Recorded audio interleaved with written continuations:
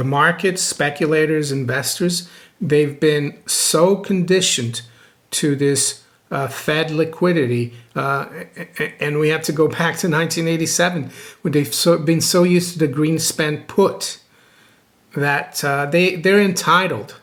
and unfortunately, I don't think, despite the fact that Powell pretends to be tough, he's not that tough, because if he was really tough, interest rates would be a lot higher now, and we'd be in a deep recession, and the economy would be in the economy, and banks would be failing more and more. There would be liquidation, because that's what's needed.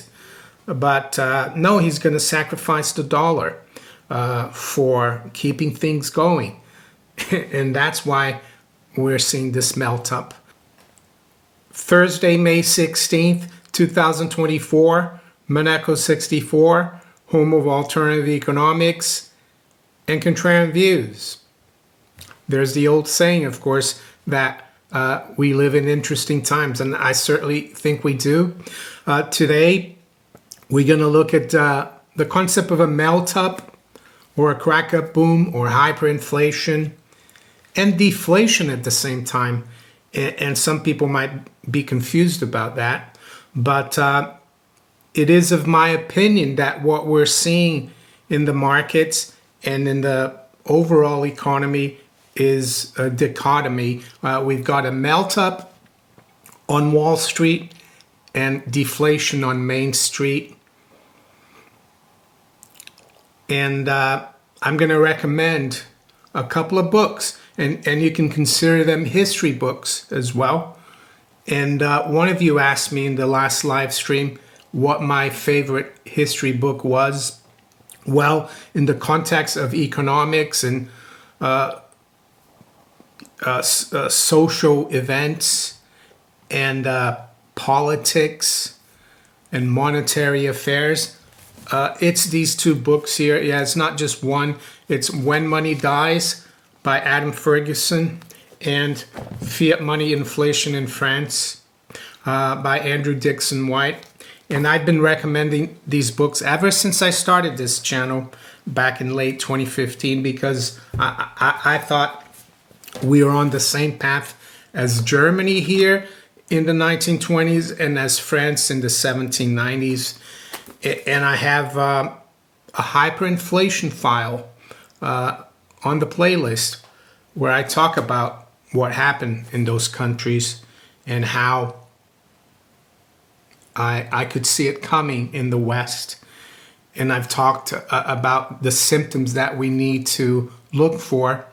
And I'm not going to go over these books today, but I'm just going to touch upon a symptom that we hadn't seen yet.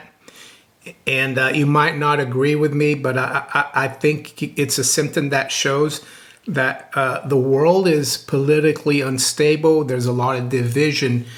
And I don't have to tell you how unstable politics was back in revolutionary France. But in 1920s Germany, it was very, very unstable. We saw the fall of the German Empire. The Kaiser had to abdicate right after World War I and go to the Netherlands in exile.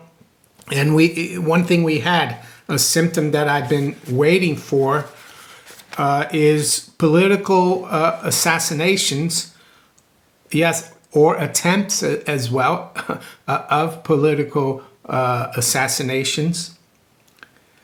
And why is that important? Well, because it shows that there's no stability in the running of the states. And I know this, the president of Slovakia, I'm not sure if he's president or prime minister, he survived an assassination attempt yesterday. We don't know who was responsible for it, but it's interesting that he's very anti-NATO, anti-World Economic Forum, anti-the WHO treaty. He's what's called by the mainstream a populist, a right-wing individual, even though he's just trying to protect the sovereignty of this country, protect Slovakians, right? But there are examples here of political assassinations of attempt, people who survived their first assassination attempt, and then they were actually there was actually another attempt. And if you go in the index of this book, and I'm not going to go through the examples, there's 1, 2, 3, 4, 5, 6, about 8 mentions of assassinations. So chalk that symptom for currency collapse, assassination. And why would Slovakia matter? Well, Slovakia is part of the bigger picture, NATO, the West versus the rest of the world, I guess. And it's interesting, yes, yesterday as well, we saw President Putin arriving in Beijing. And I looked at the clip of him getting off the plane and being greeted very warmly there by the Chinese, and how many security guards he had around him. It was crazy. And when he got in his car as well, a huge car, pretty nice car actually, he had people all around him. So yeah, there are worries about this, and I think that's one of the symptoms.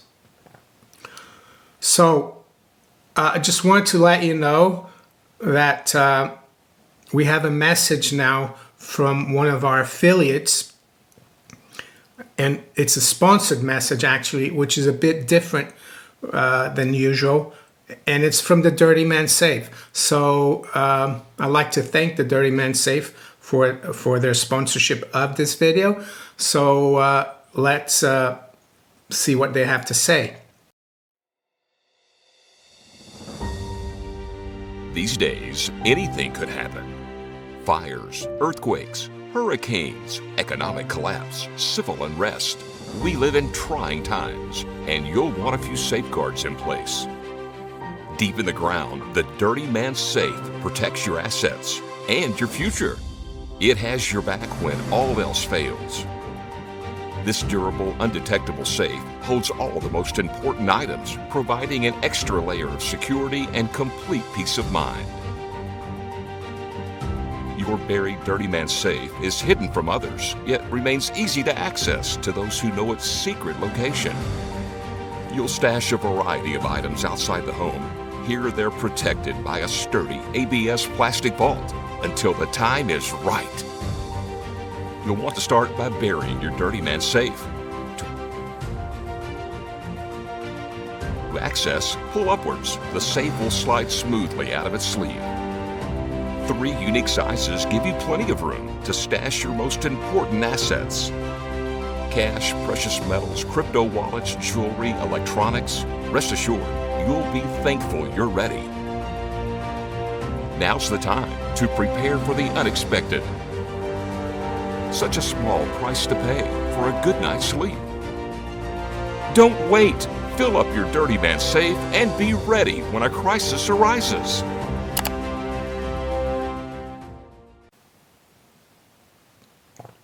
So anyway, let's get back to the melt up on Wall Street.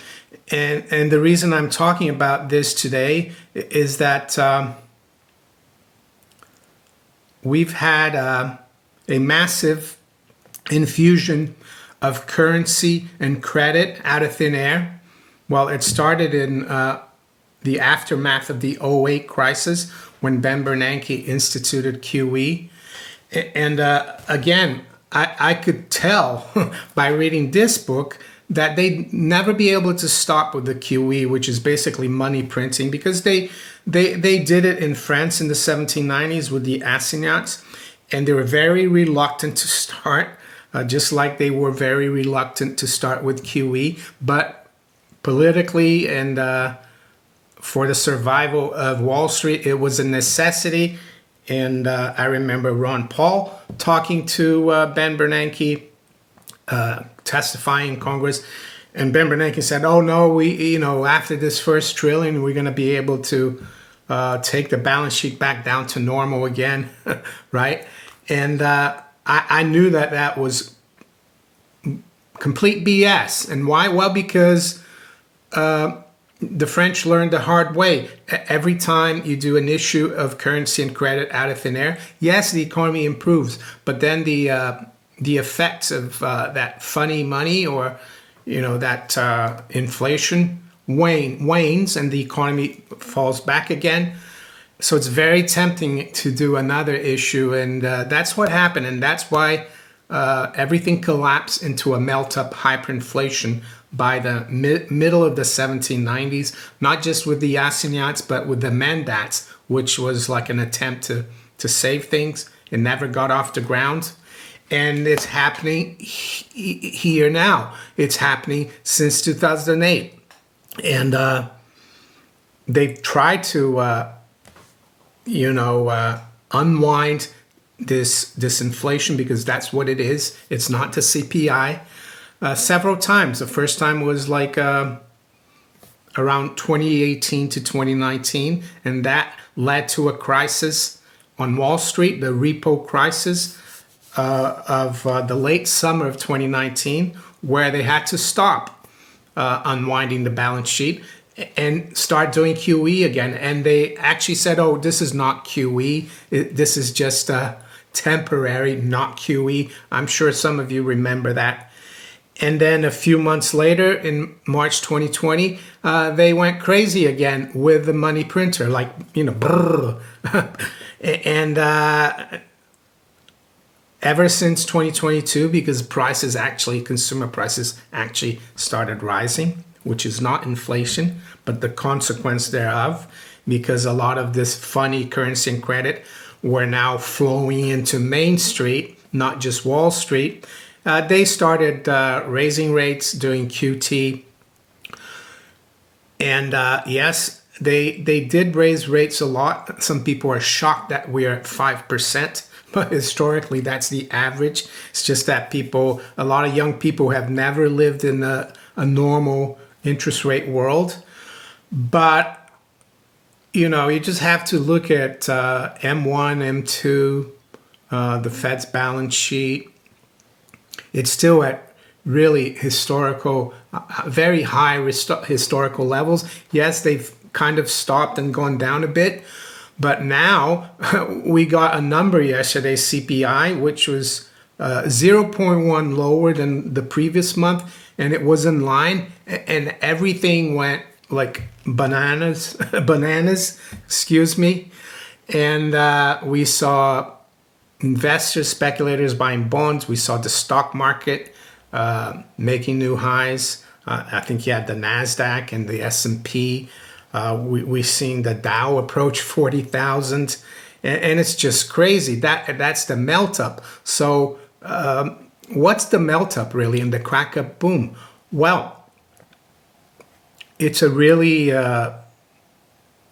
strange environment. Because for the average person out there who is not listening to me, who hasn't done their homework about the history of money, inflations, hyperinflations, and currency, it's really hard to understand, because they think everything's great. The stock market is at all-time highs, but they forget to look at how the currency is really doing, and they don't understand the difference between a fiat currency created out of thin air and real currency or money as well, gold and silver. And I think therein lies the problem. And there are many on Wall Street as well who are supposed experts, economists, who don't understand this. So it's a pretty, I don't want to say scary, because it's not scary to me, but I think it's a puzzling environment for many people. But let's read what Ludwig von Mises said about the crack-up boom in his major, his Bible of economics called Human Action. And this is on page 428. So I quote, "But then finally the masses wake up. They become suddenly aware of the fact that inflation is a deliberate policy and will go on endlessly. A breakdown occurs, the crack-up boom appears. Everybody is anxious to swap his money against real goods, no matter whether he needs them or not, no matter how much money he has to pay for them. This is not happening, I would say, yet for the general public, but it's happening, or the masses, as von Mises calls it, but it's happening on Wall Street. A lot of intelligent people or investors that have done their homework, they see the writing on the wall. I saw that the guy who, the main character in The Big Short, I forgot his name now. It came out yesterday that he started buying physical gold ETF, the Sprott physical gold ETF, and it's one of his biggest holdings. So he's seen the writing on the wall there too. Within a very short time, within a few weeks or even days, the things which were used as money are no longer used as a media of exchange. I don't think that's happening yet, but when it does, it happens very quickly. They become scrap paper, and I inserted here scrap digital entries. Nobody wants to give anything away against them. So that's what the stock market is telling us right now. And eventually as well, or it's even telling us now a bit, gold and even silver is telling us that. And gold and silver, in my opinion, and hard assets like copper is going to be the place to be in relative terms, because they've underperformed the paper assets for so long, and the paper assets have been inflated by this funny currency and credit that's been produced in the trillions out of thin air since 2008. So let's finish here. It was this that happened with the continental currency in America in 1781, with the French mandat territoriaux in 1796, and with the German mark in 1923. It will happen again when the same conditions appear. If a thing has to be used as a medium of exchange, public opinion must not believe that the quantity of this thing will increase beyond all bounds. Inflation is a policy that cannot last. So why do I think this is going to happen? Well, having worked in the markets for over 20 years, in the financial markets and in the bond market, government bond market, and followed monetary policy and economic statistics and interest rate cycles, recessions, it seems to me that the Federal Reserve and other central banks, they despite the fact they raise rates like from 0 and sometimes negative to where they're now around 4 or 5%. Yeah, it would seem that they've done a lot, but in my opinion, they haven't, because it hasn't really produced any gut-wrenching corrections or even recessions. Not that I think, you should put people out of work, but that's what usually happens when central banks, reverse very loose policy. And now, just because we're getting data that are slightly, weaker, sometimes, as expected, we're seeing, the markets react like, the Fed is ready to cut. And can you imagine when the Fed really cuts, what could happen? We could see the Dow a lot higher, NASDAQ a lot higher, and especially if we start seeing very weak economic data. And that could happen because that could be in the interest of the administration, because that would create a massive melt-up, and then Biden can stand there and despite the fact that things are weakening, you can say, well, look at the stock market, look at, interest rates have come down and everything. So I think we are in interesting times, as I said. And in my opinion, this has happened before in third world countries. You just have to look at Brazil in the 80s, where I was living at the time. I grew up there. The masses were suffering.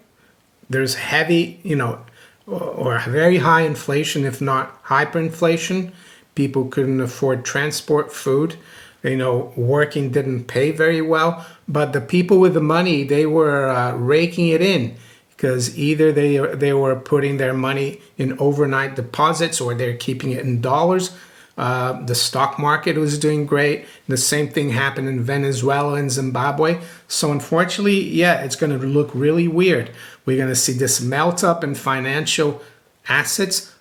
And this melt up, don't be mistaken, is going to be a representation of a dying currency. And eventually, the only place that will survive in terms of value is going to be hard assets, gold, silver, copper, and other commodities. That's my opinion. And at the same time, of course, Main Street is going to continue to suffer. I mean, I don't have to tell you, credit card debt is at the highest level ever in the States. You look at videos here in the UK, there's many of them, people, these YouTubers going around cities and towns in England. Everything's boarded up. There's no one around, no one shopping. Yeah, that's like a third world situation. So what do you do in this situation? Well, you hold on to your hard assets. Yes, speculate if you want, but be aware that it's very dangerous. And keep an eye on the currency versus gold and silver, because that's the true measure of value. And it's not surprising that we're approaching 2,400 again in gold. And I think silver is just about to explode higher through 30. It's just a matter of time. And this time around, I don't think the guys at the bullion banks and the CFTC are going to be able to tamp down silver, because they're losing control of the gold and silver market. It's gone to the Far East, it's gone to China, and the Chinese, they buy real gold and silver, not paper. And that's how I see it. So let's just quickly look at the markets here this morning. It's 20 to 9 a.m. London. I might publish this video a little later than usual, maybe an hour or two. So we've got spot gold at $23.89. It's up about $3. The high's been $23.97, the low $23.85. Silver is down 11 cents at $29.66. The high has been 86, and this is spot silver. I don't look at the futures. I look at spot, which is the price for basically immediate delivery. The future price is for delivery at least a month forward. The high silver has been 87 and the low 40. The Dow futures is up 32. NASDAQ is up 32 as well. S&P up 5 points. Currencies are pretty steady. The dollar is down about 1/3% versus the yen, 154.34. What about the other commodities here, or the major commodities? We got WTI crude up 1/3 at 78.50. Brent as well, up about 1/3, 82.70. Yeah, and high-grade copper made an all-time high yesterday. What do I think that's about? Well, I think it's about China continue to increase fiscal spending a bit. Not that much. I spoke about that a day or two ago. And also it's got to do with the melt up, in my opinion. Copper's real, and it's needed in the real economy. But it's come back off. We're back below $5. It's at $4.93. It's up about just under 1% because we saw a correction yesterday. What about the bond market? Well, the bond market, I'll just show you what happened yesterday, and it's part of the melt up. They're going to go and buy bonds as well, which seems crazy, but that's what the speculators are going to do, because I think the Fed, they're ready to taper massively their QT, and I think they're going to cut rates relatively soon, maybe by September. So the 10-year yield was down 10 basis points yesterday, as you can see, at 434. The 2-year was down about 9.5 at 472. And what this is telling me is that the markets, speculators, investors, they've been so conditioned to this Fed liquidity, and we have to go back to 1987 when they've been so used to the Greenspan put that they're entitled.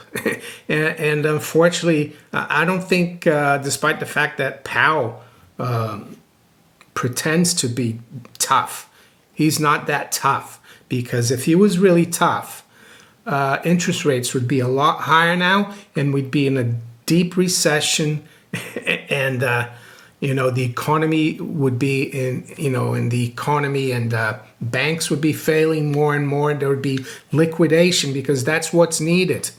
But no, he's going to sacrifice the dollar for keeping things going, and that's why we're seeing this melt up. And with that, I'm going to wish you all a very good day. Take care. Bye.